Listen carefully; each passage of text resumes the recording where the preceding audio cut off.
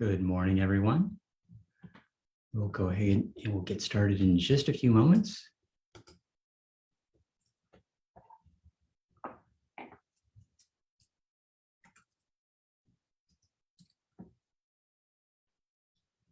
Good morning.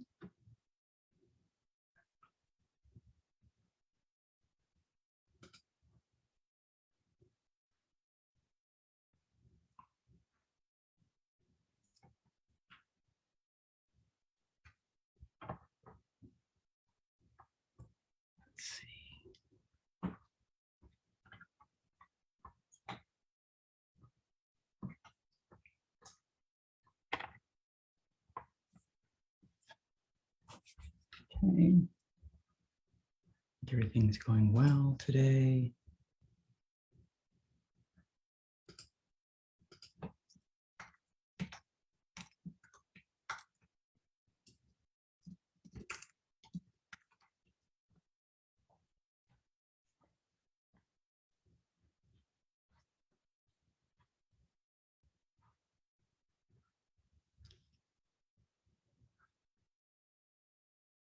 Good morning.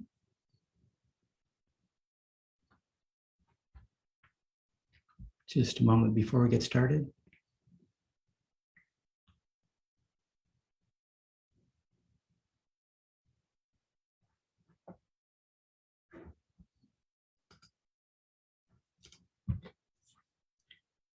So this week's background, and we used it a few weeks ago, but that was the day that we had quite a few internet issues. So I'm not sure if everybody saw this, but this week's background that we're starting out with is a mural from Chef Shawan, Morocco.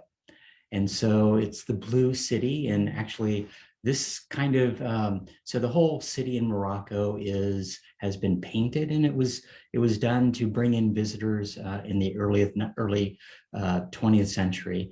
But what it is every the majority of the buildings in the city have been painted different shades of blue.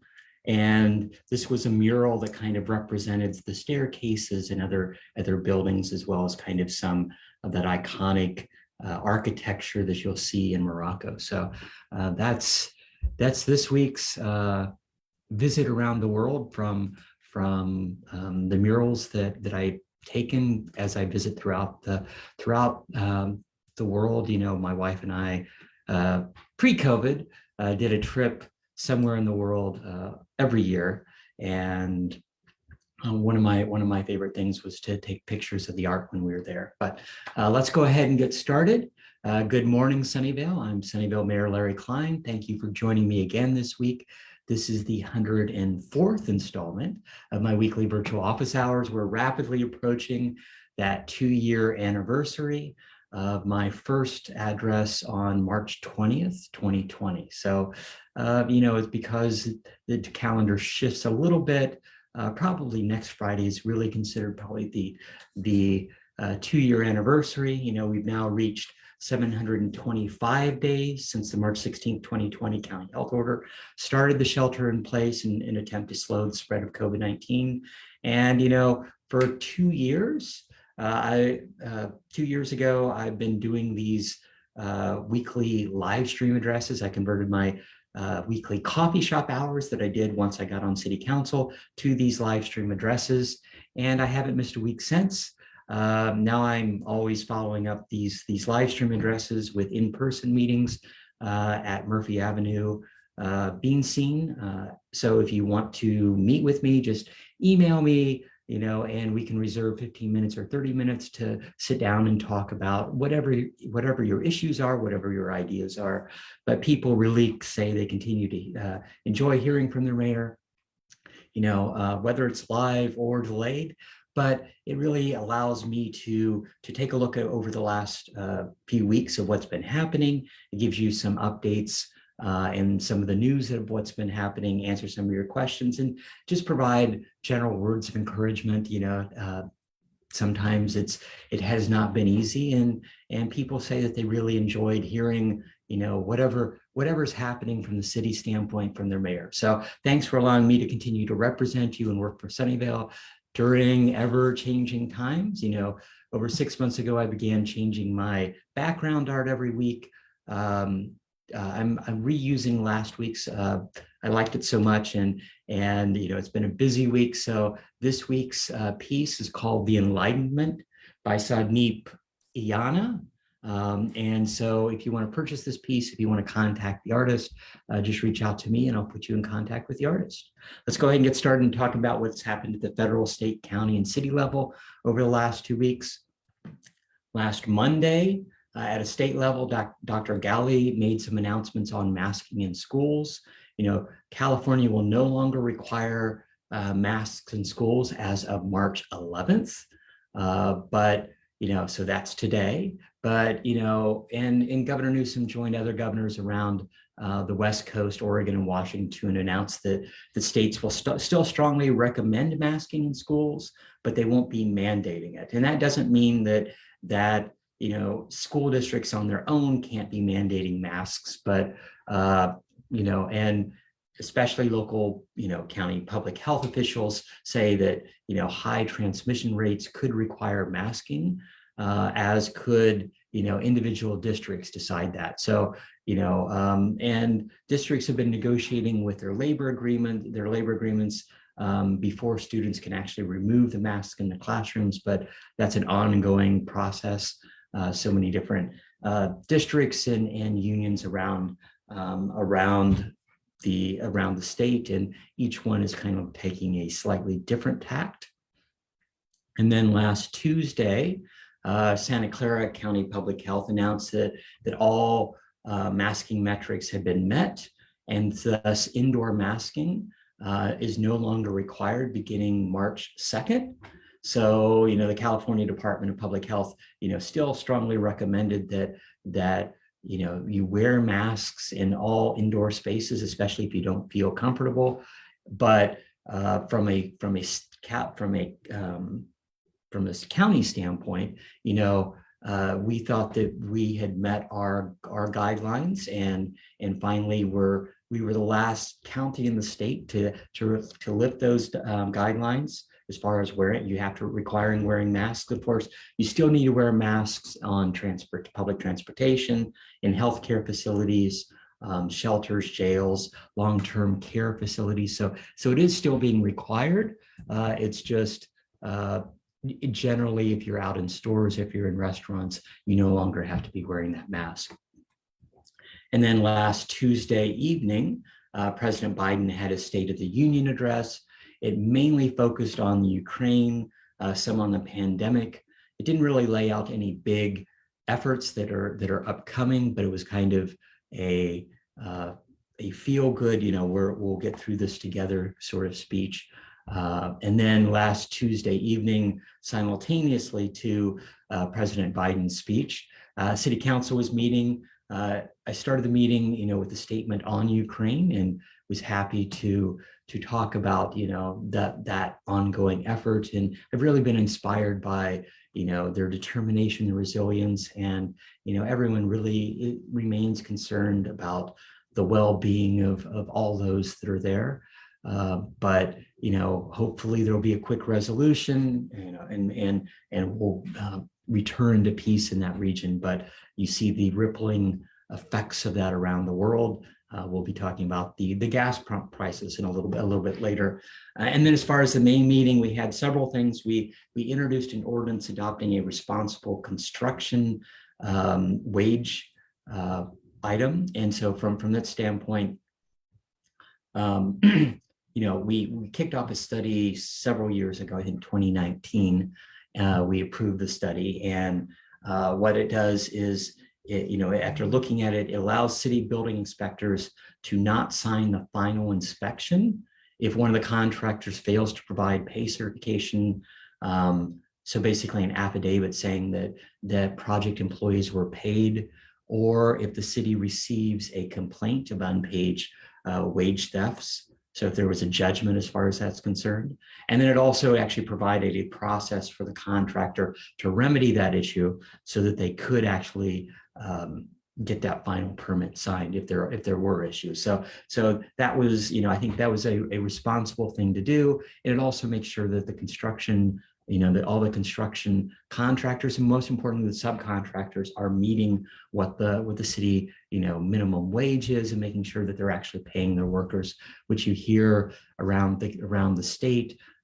Issues that there are those bad actors, and in general I haven't heard of any of those issues in Sunnyvale, but I'm sure they happen around the country, around the city, around the state. They probably happen to a small degree in our city, but this at least provides some process from a worker standpoint to make sure that they actually get their wages. So it was good from that standpoint. And then we also approved the final design proposals for the Great Box Cover-Up. So this is, the first phase of one of our efforts kicked off from the art master plan that we approved a few years ago. And so this is the art utility box painting project that will paint 12 utility boxes, mainly in the downtown area. So that was kind of phase one as far as that's concerned. And I'm a big lover of art, as you see on a weekly basis. And for me, it's good to see a lot of Sunnyvale artists, a few from around the county, but highlighting or beautifying something, those old gray boxes that sit around the city. And so it was good to see what those designs are, and looking forward to when the artists start kicking those off. And then we adjourned the meeting in the memory of Manuela Rodriguez, who passed away last month. She was a long-standing citizen here in Sunnyvale. I knew her for many, many years. She lived here for 77 years. She was originally born in Spain, Pueblo Nuevo, Spain, and was always very proud, actually extremely proud of her Spanish heritage. But she was one of the founders for the Fremont High School Alumni Association. She was actually, her and her husband Tino were one of the first two inaugurated into their Hall of Fame. She worked at as a docent for the Historical Society, but she had a very interesting life. Worked at Libby's Cannery like so many high school students did. Worked at the Sejillo Bakery, which was the family-run bakery, and actually worked for the Sunnyvale Department of Public Safety as a record supervisor until she retired. So it was good to join everyone for a celebration of her life last week, and thank you for all those that attended. And then last Thursday, Governor Newsom was in San Jose and announced a new plan to help unhoused individuals struggling with mental health and substance issues through a court-ordered program that would provide them access to support services like housing assistance and treatment plans and all that. And this CARE, C-A-R-E, Community Assistance Recovery and Empowerment Court, would aim to compel homeless Californians, particularly people with psychotic disorders, to participate in plans that would provide interventions and services. And we'll see. We'll see how this goes forward. So it's a funding issue. It's also, there were a certain number of opposition already when it's court ordered, of course, but it would require every court every county in the state to have a CARE court, and it still needs to be approved by the legislators, and it also, of course, needs to be funded. But I do think this is one of the many things that the governor's kicked off to try to deal with the homeless issue. And then, as far as last weekend is concerned, Roadrunner Sports on McKinley had its grand opening celebration, and so on Friday there was a quick ribbon cutting, and then there was actually a fun run scavenger hunt, and it was a little cool Friday afternoon, but about 50 people joined in, so it was actually good to see so many runners wanting to take part in the events. And then Saturday and Sunday they had lots of free giveaways and raffles, and it was a lot of people at the store lined up Saturday and Sunday but good to see people spending money at a good store here right in Sunnyvale. And shopping local is always critical for everything that the city does. Those sales tax dollars really do make a difference. And then last Saturday, I threw out the first pitch for the 2022 season of Little League, Sunnyvale Little League.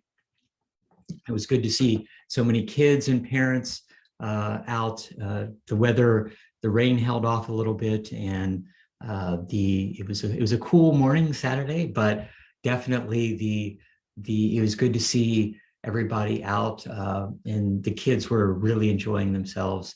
And the parents, I think that there was a mini season last year as COVID kept changing things, but hopefully this season goes smoothly, and everybody will be happy to be out and enjoying everything. And then on Monday, council had a full evening. We had the Moffett Park specific plan outreach, and this meeting was specifically on open space and ecology. And there's been a lot of discussions, a lot of work with the stakeholders up to this point. So the presentation was kind of laying out what would be seen from a Moffett Park standpoint. So the big thing for me is trying to maintain that biodiversity. So looking for eco hubs along the channels, so the east and west channel. And then of course, the other thing is looking at how to create open space for people to enjoy nature. Conceivably, there are several fields there that are so one of the biggest things is there was a green belt envisioned all the way across the center of Moffett Park, much like the JW Christian green belt that goes over the SFPUC water lines. And so I think that to me was very good, that looking at a long linear green space with mini parks along that way makes it easier for people, for one thing, to traverse east and west in Moffett Park, and then it would also connect up to the east and west channels, which are also seen ultimately as bike and pet areas, as well as places for riparian habitat. So from that standpoint, I saw a lot of good things. There was also concept of Lockheed has some buildings that are very close to the bay. And so they would ultimately be giving back a certain portion of that land and turning it back into marshland for some of the fowl and other animals that live out there. So a lot of good things that were part of that. This is one of a series of meetings, but it was started off with a presentation. They took online questions from residents, and then residents were actually able to give public testimony before it actually went to council, who asked questions and gave final comments and direction on what they would like to see, what they didn't like.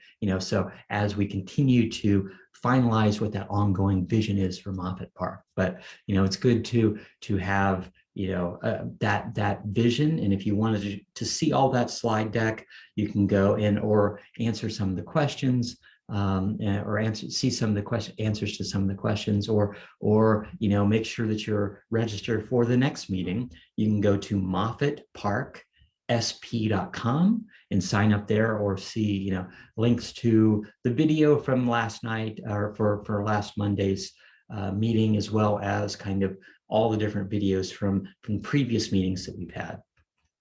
And then Tuesday evening, Governor Newsom gave a relatively brief state of the state. It was only 18 minutes long, and so I was a little surprised about that. That's for Governor Newsom, who is known to have given long speeches in the past. I think he gave something like over a 2-hour, 3-hour speech when he was doing State of the City in San Francisco one time. It was very short, and he spent a lot of time focusing on the unfolding war in Ukraine, and then kind of moved to some of the issues in the state, the increased anxiety over crime, the spiraling gas prices were all mentioned in the speech. Previously in January, he called for a pause to the annual increase to the state gas tax scheduled for July to go up in July.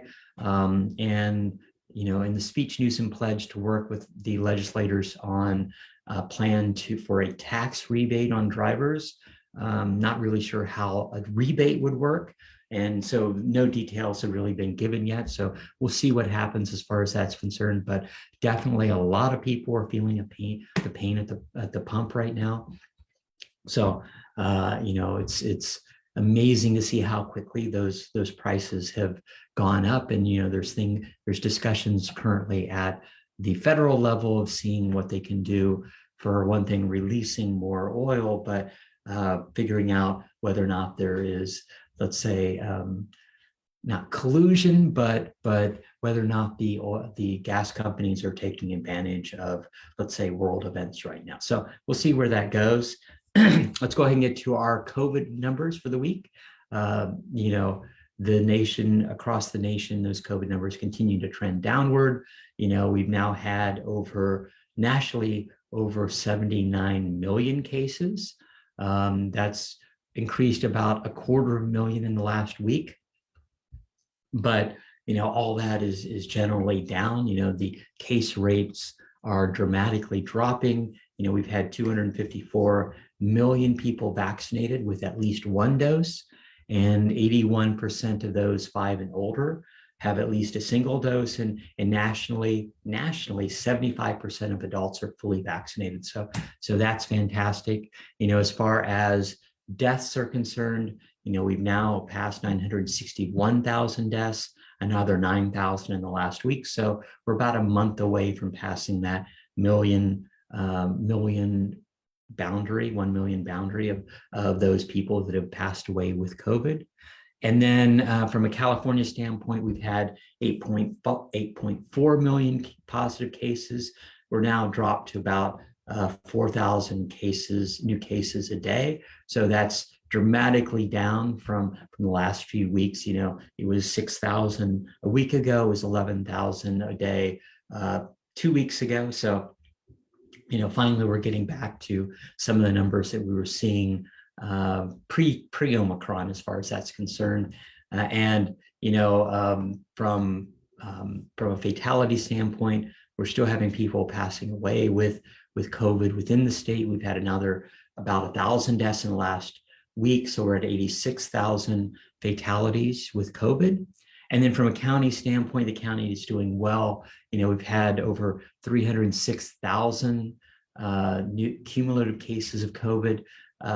That's about 1,100 in the last week. So, that's fantastic from that standpoint. That's down from 1,600 a week ago. So,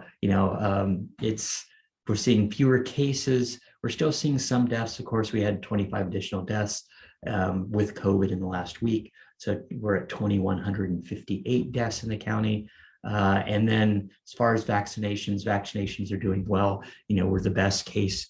We have the best number of vaccinations of any county, over 1 million around the nation. 94% of those 18 and older are fully vaccinated, and almost 69% of those that are eligible for the booster have already received it. So, it's, more than 2/3 of us have been boosted. So that's fantastic too. And I spend a lot of time talking to our county supervisors, county health, whatever the issues are from a testing standpoint. The county health will be back.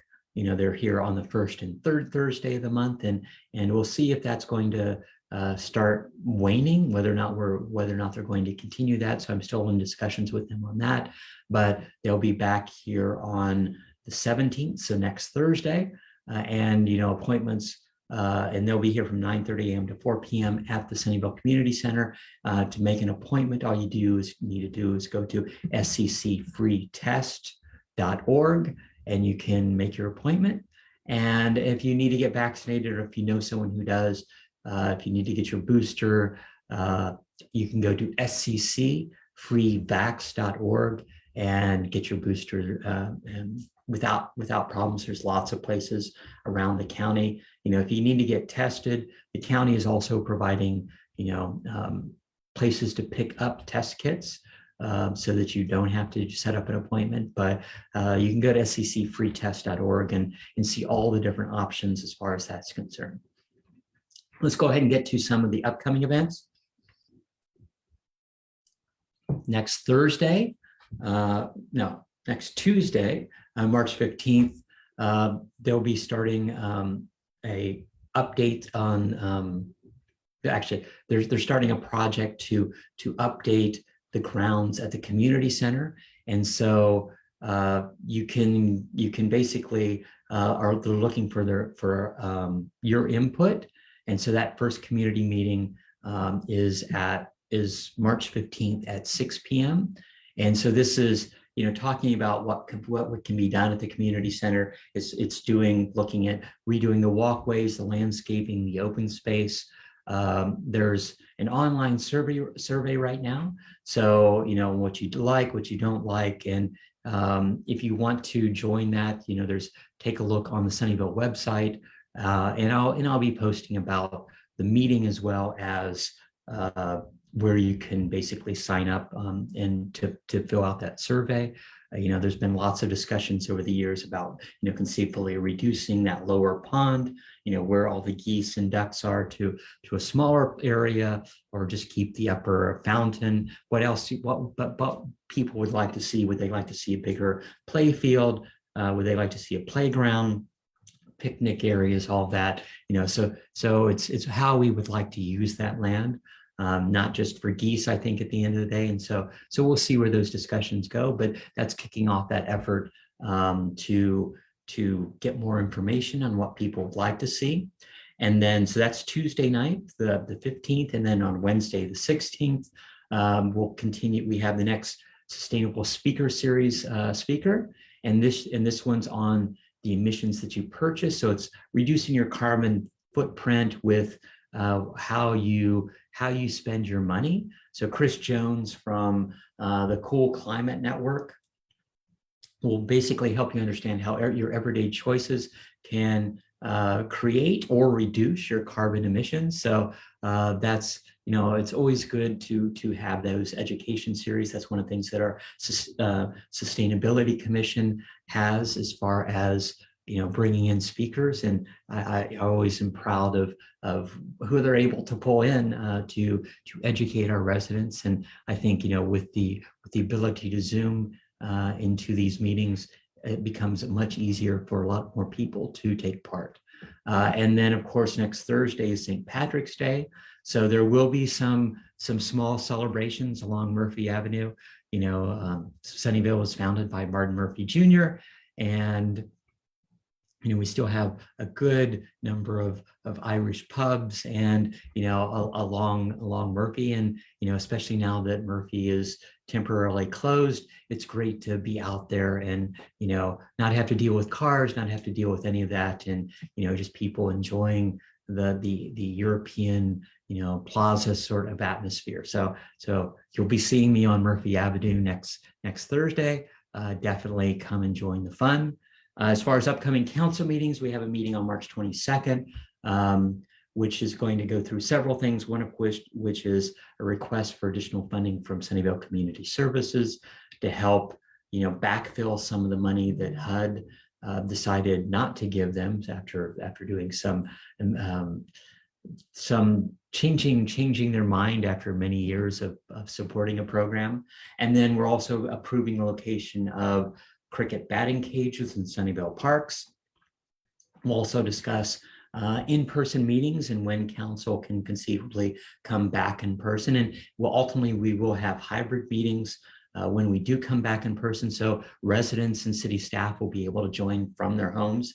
But the question is when council and residents can actually be in the council chamber. So it's a bigger question, because we also need to talk about our boards and commissions and their process. But ultimately, I think it'll be good to see, council members after every meeting, before every meeting, and see some of city staff in person that we haven't seen for a while.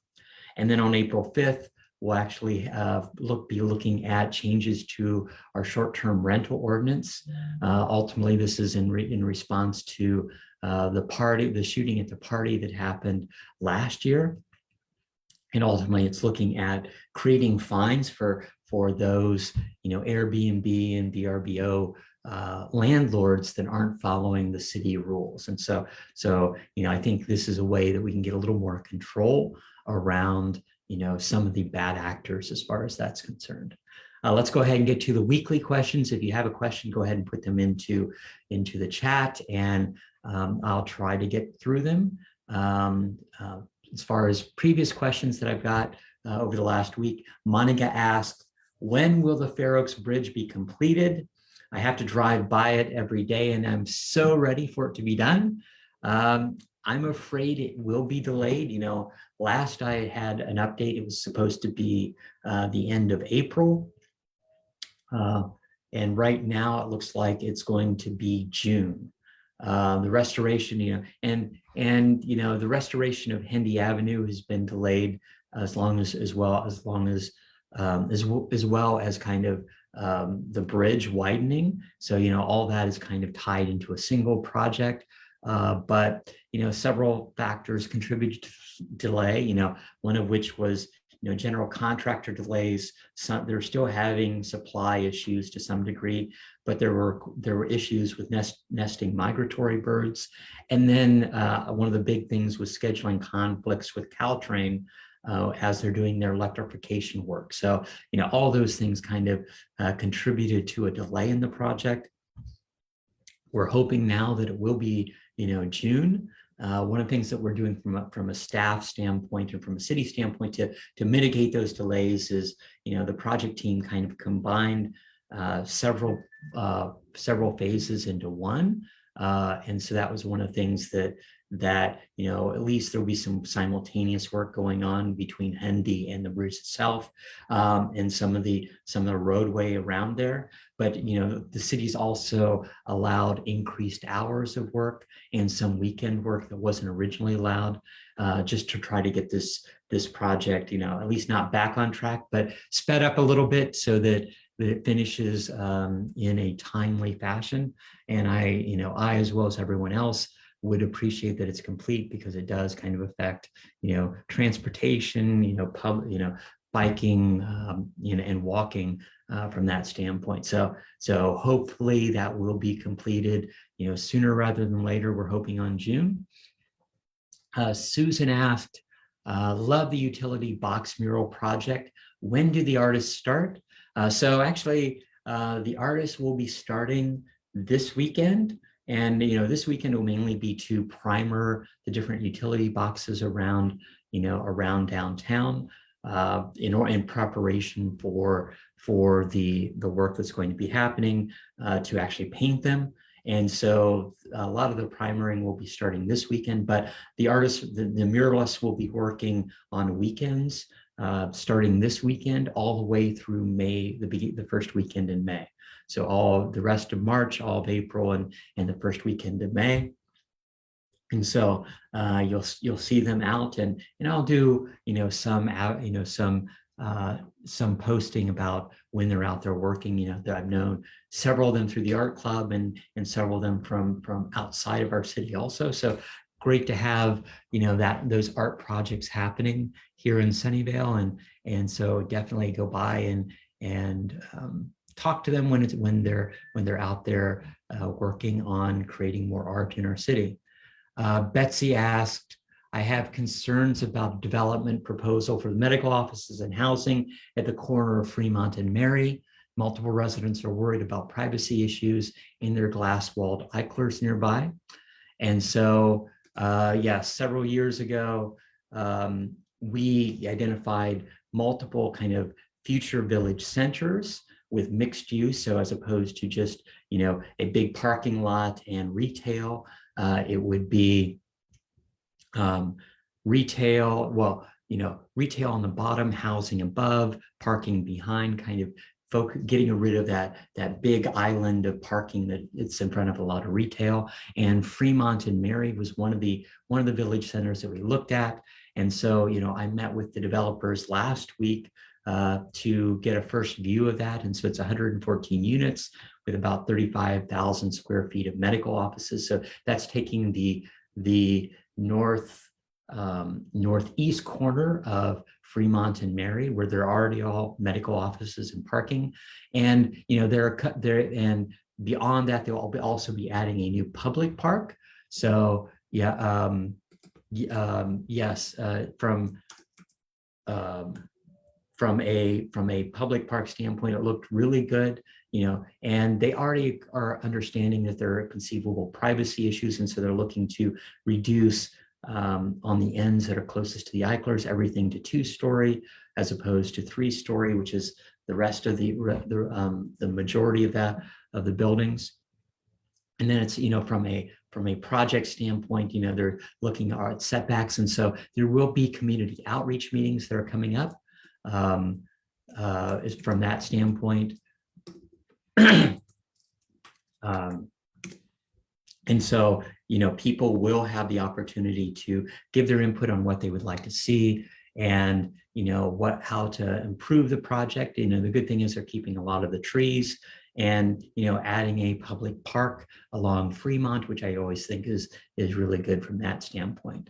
Barbara asked, will there be a citywide garage sale this year? So yes, I did confirm with staff. It's been a few years now since our last one, and that's mainly because of COVID, but staff is currently looking at a possible citywide garage sale date. And I think that is good because, it's like what it allows is everybody who is having a garage sale to do a single publication that's kind of citywide. And so it brings a lot of people from surrounding cities to come shop here in Sunnyvale at the different garage sales that are happening simultaneously.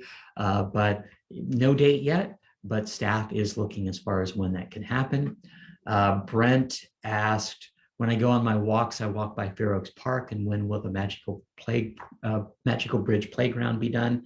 Yes, that's one of the things that we decided to do several years ago. We started the renovation of Fair Oaks Park, and what's been positive about that is we have a long-term plan to renovate all of our parks and bring in new parks, and so those two things are definitely positive from that standpoint. But from a city standpoint, one of the things that was positive about Fair Oaks is we actually had a Girl Scout who came to council saying we would, I've heard about this wonderful Magical Bridge all access playground that's in Palo Alto, and I would like to see one of these in Sunnyvale. And when we started looking at renovations, we started working with Magical Bridge, which is a nonprofit. And ultimately, we got one, planned for here. A lot of that work has already been done. The Magical Bridge Playground, as well as the park, should be opening at the end of April, is the current guess, beginning of May. Hopefully sooner rather than later. But what I've seen so far, it looks fantastic. It's new fields, it's new lighting. It's a new dog park, so it's a lot of operationally. It's very good from that standpoint. It'll be good to see that open. But the Magical Bridge Playground and that all access playground will be a fantastic addition to the city. So happy that the city helped fund that, and great that thank you to the county for also helping to do that. Eric asked, is there any word on any replacements for all the restaurants that have closed on the Washington block with where Tandoori Pizza is now? It looks so lonely now that Starbucks, Nam Burger, Tapped, and LeBlanc have left. Yeah, I haven't heard anything. I've reached out, haven't heard anything about them finding any tenants or any tenants that are currently looking for that space. It is very difficult, and I do think that raising their rents in the middle of COVID wasn't the best thing to do.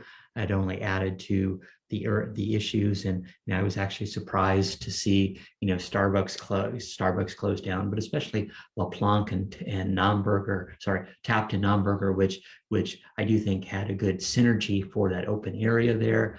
Really sorry to see them go, but hopefully we see something new there relatively soon. Judy asked, I'm very curious about the trucks at Baylands Park, just beyond the wetlands. I can't find any information on Google search.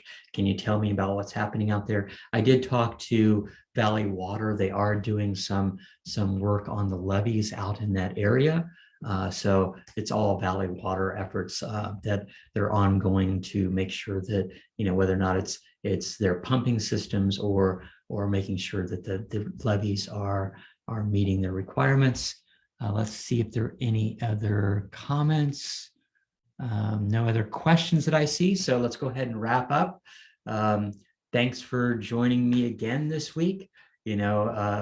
COVID is still here, not as bad as it was before, but, it's still part of our community, and we're still dealing with the ongoing effects or the ongoing questions about whether or not it'll come back stronger. But I want you to know that no matter what the challenges we face, I'm always proud of our city and our response to COVID and any challenges that we've all faced, and we face them together. I'm thankful for our wonderful residents who help and serve their community in so many ways, whether or not that's collecting food and blankets, coats, or just providing, having food and toys or giving away things free in front of their house. It's just amazing. It's amazing to see how people give back in so many ways. New issues always come up, but your actions and your attitude always make a difference. Sunnyvale will emerge from this as a stronger community. We're in this together, and we will get through this together. Thanks for listening. Have a wonderful week. Take care. Goodbye.